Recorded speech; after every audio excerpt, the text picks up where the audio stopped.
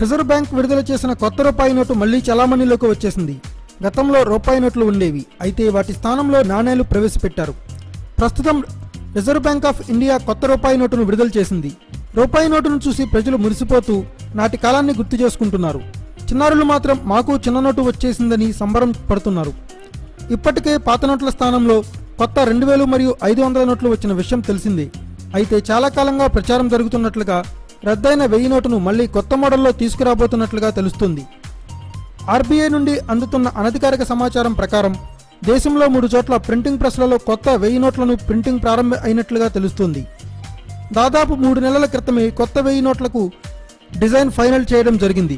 ముందుగా అనుకున్న ప్రకారం ఏప్రిల్ లేదా మేలో ఈ కొత్త 1000 నోటును తీసుకువచ్చేందుకు ఏర్పాట్లు చేస్తున్నారు. అదే సమయంలో 2000 నోట్లను కూడా మార్పు చేసే అవకాశాలు కనిపిస్తున్నాయి. 2000 నోట్ల రద్దు, కొత్త 1000 నోటు చలామణి ఒకేసారి జరిగే అవకాశాలున్నాయని తెలుస్తుంది.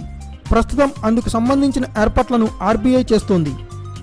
ఇప్పటికే నోట్ల రద్దుతో ఇబ్బందులు ఎదుర్కొన్న ప్రజలు మళ్లీ 2000 నోట్ల రద్దు అంటే మరింత ఇబ్బంది పడతారో చూడాలి.